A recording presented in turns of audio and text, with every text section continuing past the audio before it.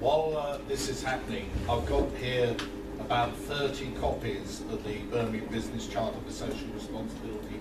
Phil's going to pass round. Where's the marker? No, it's up here. If you've seen it before, please don't take one. If you haven't seen it, the exam questions will be at the end. Okay.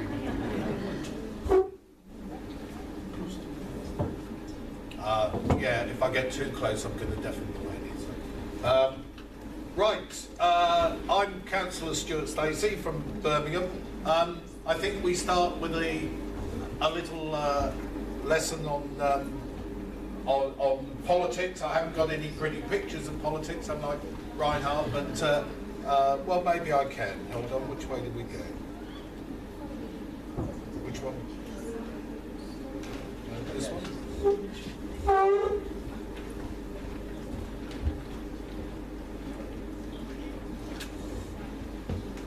Okay, that doesn't help. I'll come back to that.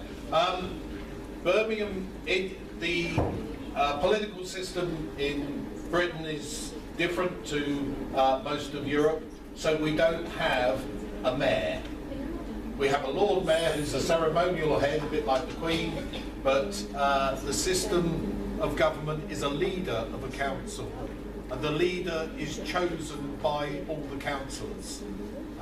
They're not directly elected. The leader then chooses the cabinet from the councillors. So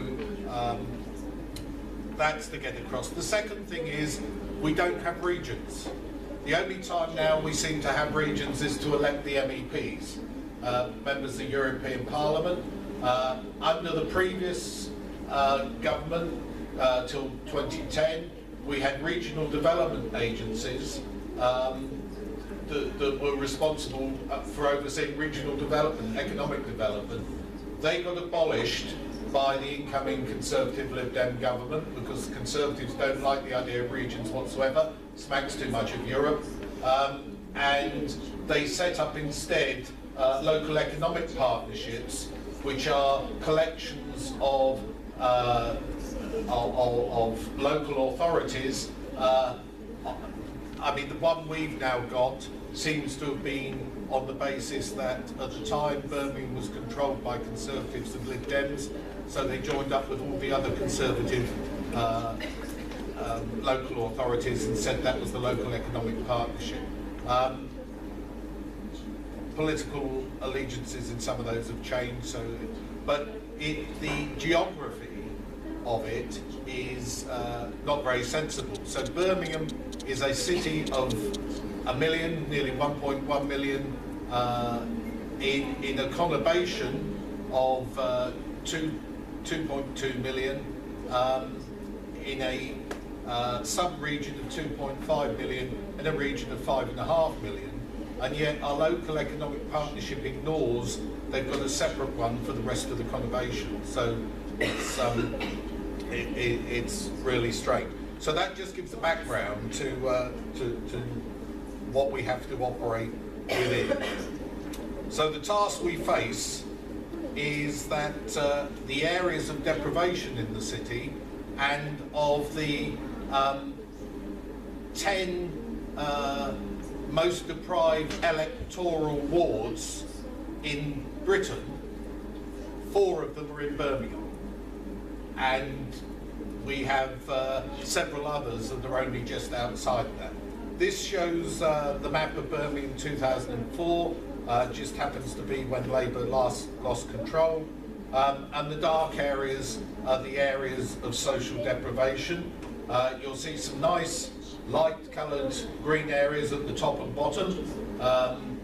They tend not to vote for us.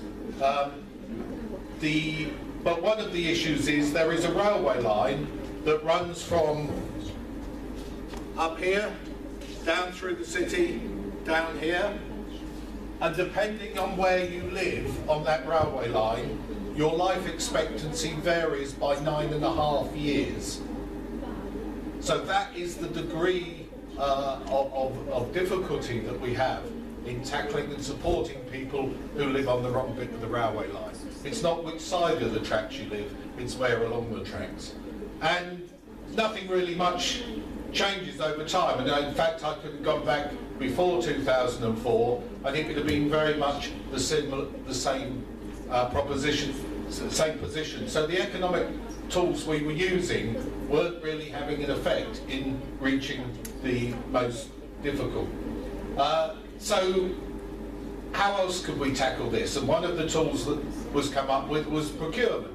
We spend about $1 billion a year on procuring things, and if we could use that money to give us more bangs for our buck. So rather than just buying something that was the cheapest, we'd actually use that money for other purposes as well, to yes, to get value for money, to get best value, but also to get social value out of it. And that's the basis on which we started. The other thing about the political scene is we elect 1/3 of the council each year. So you don't get a sudden change in administration.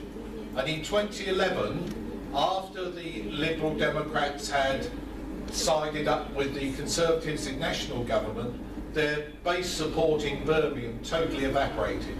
It had only grown on the back of the Iraq War, when people, they were seen to the left of Labour, and they got the anti-war vote, mainly at the expense of Labour. When they joined the Conservatives, the traditional Labour voters who supported them over that issue deserted them in droves. I won a seat in 2011, the first Labour councillor in my ward for 20 years, simply because the core Lib Dem vote disappeared. So we knew that in 1 year's time, in 2012, we were going to take control, and there was another war or something. So it gave us time to look at what we do when we got into power the following year. And one of the issues that was in our manifesto that year was the idea of a business charter for social responsibility, the idea that we'd support the policy of the living wage. There is a national minimum wage in Britain, but that's been worked out by academics as inadequate for a family to live on. So there's a living wage that is produced by the University of Loughborough each year for the Living Wage Foundation, a charity, and we committed ourselves to not only paying the living wage ourselves. The first act we did as an incoming administration was to make sure all our staff got the living wage, so people on bottom level jobs had a pay rise straight away. The other thing that happened, purely fortuitously, was the Public Services Social Value Act. Now in Parliament in Britain, each year there's a ballot for private members' bills. So these don't come from the government, they don't come from the opposition, they're individual MPs, and it's like winning the lottery. If you get number one in the private members bill, everyone wants to know you. Everyone wants to be your friend, because they want you to make their cause the bill you'll put before Parliament. And it just so happens that the guy who came second was persuaded of the issue of social value, put a bill before Parliament, and it requires public authorities to actually consider social value in procurement. That gave us, if you like, the legal cover for what we were going to do anyway. So that was purely fortuitous. So we took our time over this. We got the political wind. We had a clear mandate, it having been in the manifesto, but we wanted to take people with us. So part of my job was to develop the social charter along with businesses and third sector organisations. Rather than imposing it on them, it was a matter of developing it with them, listening to their concerns, taking them on board, and then after we'd been in power almost a year, approving it. So we approved the living wage policy, so we'd already put it in for our staff. This was for that it would go in contracts for everyone else. We approved our own social value policy, which underpins then what goes in the Charter, and we approved the Charter itself. So what is the Charter? A set of guiding principles that the Council will adhere to, and it will invite its contracted suppliers and partners to adopt.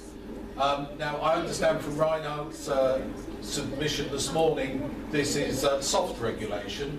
We were being nice and asking people to do it.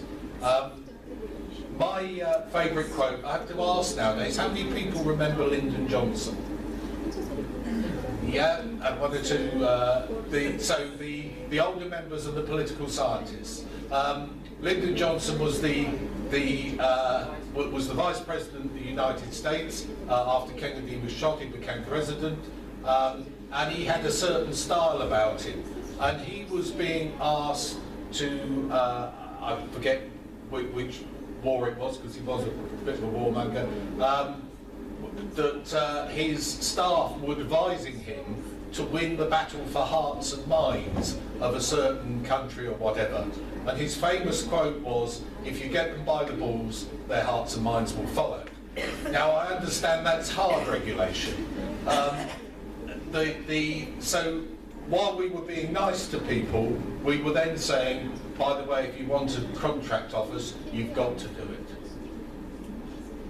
So what are the principles? What are the themes that we want in our Charter? And this is where the examination paper is useful. And the first was local employment, which meant, as you'll see, employment and training opportunities for local residents, have an approved jobs and skills policy. One of the things we did when listening to both the private sector and the third sector in drawing up the Charter was listen when they said, but you know, if we've got a contract for supplying you with £10,000 worth of peanuts, we can't do all these things. There's not the value in the contract. So we actually put in a threshold whereby some things, if your contract's below that threshold, or your cumulative contracts are below another threshold, then it's soft regulation again. You don't have to do it. If you're above the threshold, then it's got to be done. Some things, the threshold doesn't apply, you've got to do it, anything. So in this one, it was about the mandatory above, voluntary below. It was about working with schools and adopting procurement strategies that remove barriers to local businesses. So while we've got to do it within EU rules, in terms of, you know, we can't specify you've got to be a local business, we build in other things to remove unnatural barriers that are there, that are often there that people don't think about. So that's the first one, was local employment. Buy Birmingham First is the next one, about our contractors to support the local economy by choosing their suppliers close to the point of service delivery where possible, as where possible because they exist, where possible legally or whatever. But it's about, this isn't just about primary contractors, this is about driving all these things down the supply chain so that they apply right across the local economy. The third issue, partners in communities, and this is about companies not just being parasitic on the areas in which they operate or where they're headquartered or whatever, but actually being part of a community, building community capacity, and being good neighbours and so on. And again, making accessible subcontracting opportunities to a diverse supply base, including the third sector and local suppliers.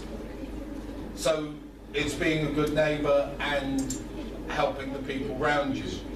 The fourth one is being a good employer, and the obvious issue there was the living wage, paying the living wage, pushing that down the supply chain so you weren't just offloading your obligations. But various things in there about employees' rights of freedom of association. I come from the trade union movement, that's my background. and you know, there's things in here that there's one in here about not using blacklists. There's actually a demonstration in the West Midlands today about the notorious case of building companies using blacklists to keep known trade union activists out of work, and that's been going on for a long time. This is something that we put in here, can't happen anymore. Not employ harassment or intimidation. Professor, I think is one of your issues that you're keen on, is harassment at work. We put it in here, hard regulation, they can't do it. So hope that helps. Have and comply with whistleblowing policy. No good just having a whistleblowing policy for your, you know, for your employees to be able to go public about something the company's doing wrong. You've got to comply with it as well, because sometimes companies say, yeah, we've got one, we've ticked the box, and then nothing happens. Green and sustainable, well, we've obviously got a lot to learn from you, and I'm going to take that back and look at those issues there, because it's your specialist subject. You're ahead of us, and I think we can all share where we've focused on particular things,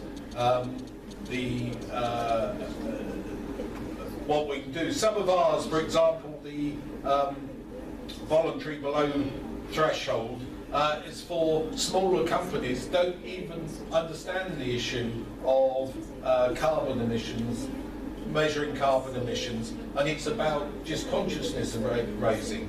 And as they become bigger companies, then we do hard regulation and make them do things. But some of that. And ethical procurement is the next one.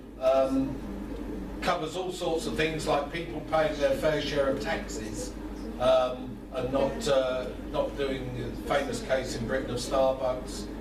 They pay the money to a headquarters company in Holland, I think, where the tax rates are low, and so on. Suppliers being paid on time, because a big problem for small businesses is cash flow, and so this requires the big prime contractors to pay on time. So that's the 6 headings. This is really, you know, there's all sorts of different. It was a case of, well, if we're going to do this, if we're going to hard regulate on this, what are the things we want to achieve? The living wage could have been easy, we could have just done that. Green things could have been easy, just done that. This is about a bucket load and trying to change the way, and what I say is it's the way Birmingham does business. Progress to date, more than 100 businesses have signed up to the Charter and are therefore paying the living wage. 70 more action plans. What happens when someone submits for a contract? They have to submit an action plan for their first year of what they're going to do in it. They're then measured against delivery of that before coming up with their plan for the second and subsequent years. So 70 more companies in process of action plans. Sorry, this isn't just for people winning contracts. This is for other companies who want the badge. They see the social responsibility badge as a good thing to have in terms of winning other private work. We expect the number of companies signed up to be 250 by April and getting on for 1,000 in a year's time. We work with businesses to help them through the process. Within the council itself, and Reinhard made the point about it's important that we lead by example, do it ourselves. And actually this is an issue I think we're quite vulnerable on. So we're now building into staff, council staff performance reviews, them actually carrying out and thinking about these policies. We're working with non-contracted businesses and other public sector organisations, and we're about to sign off a 75 million contract on sexual health with one of the big health trusts, and that will be the first time another public sector body has signed up to this. So, threats and challenges, what's happened? Some companies see CSR as a tax. They just see it as a tax on them. It's those lefties in the council house who want to, they can't raise taxes off us, so they're doing this to pay for things they shouldn't be doing anyway. Or they say, well, yeah, I'm quite prepared to do my bit, but what's it got to do with the council? I should be allowed just to get on and be philanthropic or whatever myself, and it shouldn't be regulated. The other problem is that very easily this can become a bureaucracy, where actually getting the last dot and comma right supersedes getting the generality of it implemented. You pass, rather than getting the 80% for 20% of the effort, people put 80% in getting the last 20%. And you know, it's about the good you can do without being perfect. So no, we can't afford now a bureaucratic, complicated, expensive system, because we're facing severe cuts due to government policy. Try not to be too political in this. One of the things that came up in the consultation was social enterprises saying, hold on a minute, if you're making all these filthy capitalists behave socially, what's in it for us? We're going to lose our competitive advantage. Well, no, they should be ahead of the game, and they've got to work hard to stay ahead of the game and to deliver and innovate in ways that private businesses take longer. There are some unintended consequences. You always get this. The one I'm grappling with at the moment is in the early years education, where most of it is done by private, voluntary or independent sector. There's a new law in Britain that all 2, 3 and 4-year-olds entitled to a certain number of hours of care in a week, care and schooling. This is an area traditionally childcare of low pay. Elderly care is the other one. Our deputy leader has a wonderful phrase for it. He said it cannot be right that we put the care of those we love the most in the hands of those we pay the least. But that's what happens at the moment. Everyone in the care sector is on minimum wage. We want them on living wage. The issue then is, if I run a small nursery and I pay the living wage, only say a third of the children I take are from the council, that are paid for by the council. I've got to pay my staff the living wage for the other 2/3. That means I've got to put the price up for people paying privately. That means some of those people, some of those women mostly, will no longer be able to afford childcare and will have to give up work. Now that's a big negative unintended consequence, and it's one I'm having to grapple with at the moment, and if anyone's got a solution, see me after. Right, so having said that there's businesses, not all businesses are in favour of it, we've had a new initiative from the Chamber of Commerce, from the financial and professional services sector, most of whom don't contract with the council, don't need to contract with the council. You know, these are lawyers and accountants and other parasites on society. But a lot of them on very big salaries and paying their cleaners the minimum wage. Still, they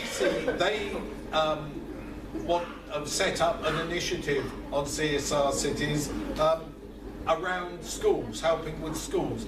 They actually see it as a recruitment tool, that young people who they want to attract, the top graduates from university into accountancy and so on, are very public minded and actually want to know about what these companies are doing in terms of CSR.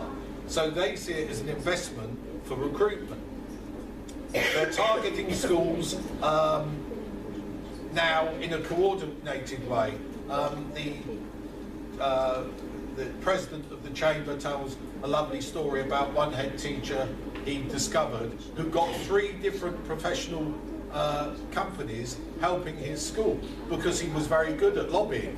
The school down the road with greater needs didn't have anyone because they didn't know how to do it. So they're now coordinating, going back to those maps at the start, spreading the help where it's most needed.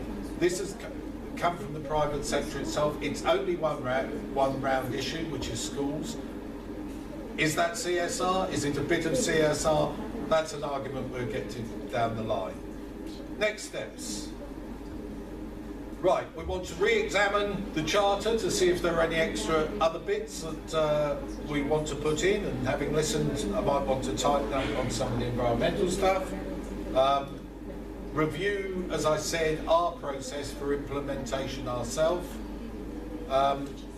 Review the social value policy to reflect changes coming about. Updating the living wage policy, and I'm referring here back to that early education entitlement and working through those issues. Just an example of how things can sometimes go really right. That's a dust cart with the badge on of Birmingham Business Charter for Social Responsibility. We had a contract with the suppliers of to supply of a large number of refuse vehicles. It was won by a contractor in the same region, about 20 miles from Birmingham. Seeing as there's only 3 manufacturers in the country, that was a relief. But they, as part of their CSR, have given us an extra dust cart for free for using it for training and so on, and exhibitions. You can see on the back it's for bin lifts. We're in the process of changing from a sack-based system that has been the love of every urban fox in Birmingham, because they just rip the bags open and eat, to a bin-based system. So they provided that. They wanted to show their commitment and have plastered the lorry. And there it is. Now this group of gentlemen, I put the red tie on so you can recognise which one's me. But the one here, that's the leader. The other guys, there's a couple of guys from the Dennis Eagle who've made the vehicle. The other 2 guys are from a small social company that makes educational material, and their business case is to produce this educational material and get private firms to pay for it to be given to schools free as part of their corporate social responsibility.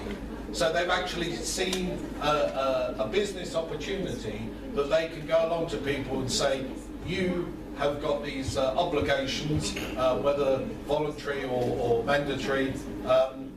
We've got this book, pay for it, we'll give it to the schools, you've ticked your box.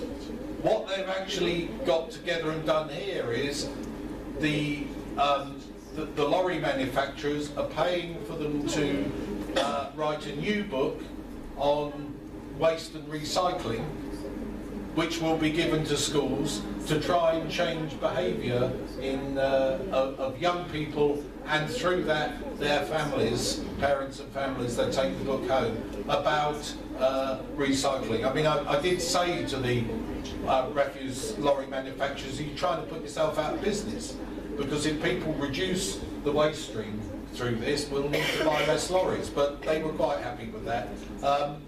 So this is an example where you've got 2 different CSR obligations working together for the benefit of society. And if in 15 years' time Birmingham has minimised its waste streams, you know what's happened, and it's been a success. So thank you very much for listening, and the exam starts in half an hour.